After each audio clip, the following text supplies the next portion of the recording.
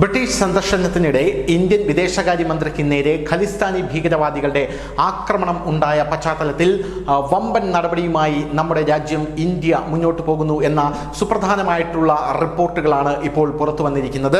എന്തായാലും ബ്രിട്ടീഷ് ഹൈക്കമ്മീഷനിലെ charge D affairs വിദേശകാര്യ മന്ത്രാലയത്തിലേക്ക് വെളുപ്പിച്ചതായും അദ്ദേഹത്തിനൊരു ഡിമാച്ച് നൽകിയതായും ഈ വിഷയവുമായി പരിചയമുള്ള ആളുകൾ ഇപ്പോൾ പറയുന്നു. ഇന്ത്യ വലിയ നടപടിയിലേക്ക് കടക്കുകയാണ്. ബുധനാഴ്ച വൈകുന്നേരമാണ് royal institute of international affairs സ്ഥിതി ചെയ്യുന്ന ചാത്തം ഹൗസിന് പുറത്ത് ഉയരവും താടിയുമുള്ള ഒരു മനുഷ്യൻ സുരക്ഷാ വാഹന വ്യൂഹത്തിന് മുന്നിൽ നിന്ന് മന്ത്രിയുടെ വാഹന വ്യൂഹം തടയാൻ ശ്രമിക്കുകയും മന്ത്രിയെ ആക്രമിക്കാൻ ശ്രമിക്കുകയും ചെയ്തത്. ഒരു ഇന്ത്യൻ പതാക ഇന്ത്യയുടെ വിദേശകാര്യ മന്ത്രിയുടെ മുന്നിൽ വെച്ച് വലിച്ചു കീറുകയും ചെയ്തു. ഇത് വലിയ രീതിയിൽ തന്നെ ഇന്ത്യ എടുത്തിട്ടുണ്ട്. മെട്രോപൊളിറ്റൻ പോലീസ് ഉദ്യോഗസ്ഥൻ ആ വ്യക്തിയെ പെട്ടെന്ന് തന്നെ കസ്റ്റഡിയിലെടുക്കുന്ന സാഹചര്യവും ഉണ്ടായിരുന്നു. UK-യുടെ നിസ്സംഗതയാണ്, സുരക്ഷാ വീഴ്ചയാണ് ഇത് ചൂണ്ടിക്കാണിക്കുന്നത് എന്ന ശക്തമായ വാക്കുകളിലൂടെയുള്ള പ്രതിഷേധമാണ് ഇന്ത്യ ബ്രിട്ടനെ അറിയിച്ചത്. സംഭവത്തിൽ അഗാധമായ ആശങ്കയാണ് വിദേശകാര്യ മന്ത്രാലയം പ്രകടിപ്പിച്ചത്. UK ആസ്ഥാനമായുള്ള വിഘടനവാദികൾ സുരക്ഷാ ക്രമീകരണം ലംഘിച്ചത് അത്തരം ശക്തികൾക്ക് UK നൽകിയിട്ടുള്ള ലൈസൻസിന്റെ ഒരു വലിയ ഉദാഹരണമാണെന്നാണ് ഇന്ത്യ പറയുന്നത്.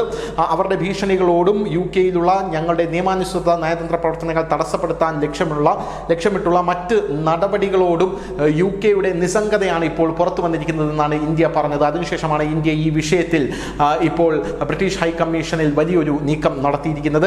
ഈ വിഷയത്തിൽ UK വിദേശകാര്യ ഓഫീസ് പുറത്തിറക്കിയ പ്രസ്താവന പ്രധാനമായും ശ്രദ്ധിക്കേണ്ടതാണ്. അതിൻ്റെ ആത്മാർത്ഥതയെക്കുറിച്ചുള്ള ഞങ്ങളുടെ വീക്ഷണം ഈ അവസരത്തിലും മുൻ അവസരങ്ങളിലും കുറ്റവാളികൾക്കെതിരെ സ്വീകരിക്കുന്ന നടപടിയെ ആശ്രയിച്ചിരിക്കും. അതായത് ഇന്ത്യയുടെ പല ഇനിയുള്ള നീക്കങ്ങളും നിങ്ങൾ ആ കുറ്റവാളികൾക്കെതിരെ സ്വീകരിക്കുന്ന നടപടിയെ ആശ്രയിച്ചിരിക്കുമെന്നാണ് ഇന്ത്യ ശക്തമായ താക്കീത് ബ്രിട്ടന് നൽകിയത്.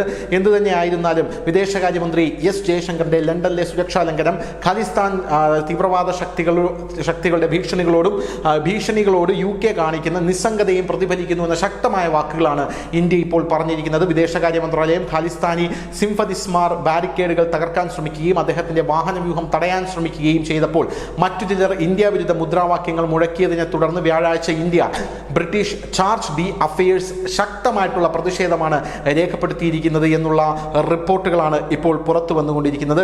എന്തായാലും വ്യാഴാഴ്ച തന്നെ ഈ വിഷയത്തെ ന്യൂഡൽഹി ശക്തമായി അപലപിച്ചിട്ടുണ്ട് എന്ന് നമുക്കറിയാൻ സാധിക്കുന്നു. ഇത്തരമൊരു സാഹചര്യത്തിൽ ആതിഥേയ സർക്കാർ നയതന്ത്ര ബാധ്യതകൾ പൂർണ്ണമായും നിറവേറ്റുമെന്ന് പ്രതീക്ഷിക്കുന്നതായാണ് ഇന്ത്യ പറഞ്ഞത്.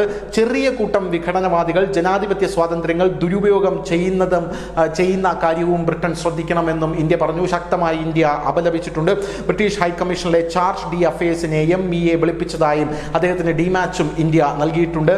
എന്തു തന്നെയായിരുന്നാലും ചാത്തം ഹൗസിന് മുന്നിലുള്ള റോഡിന്റെ എതിർവശത്ത് മഞ്ഞക്കൊടികളുമായി ഇന്ത്യക്കും ജയശങ്കറിനുമെതിരെ മുദ്രാവാക്യം വിളിക്കുന്ന ഒരു കൂട്ടം ഖാലിസ്ഥാൻ അനുകൂല പ്രതിഷേധക്കാരുടെ ദൃശ്യങ്ങൾ സോഷ്യൽ മീഡിയയിൽ ഇപ്പോൾ കാട്ടുതീ പോലെ പടരുകയാണ്.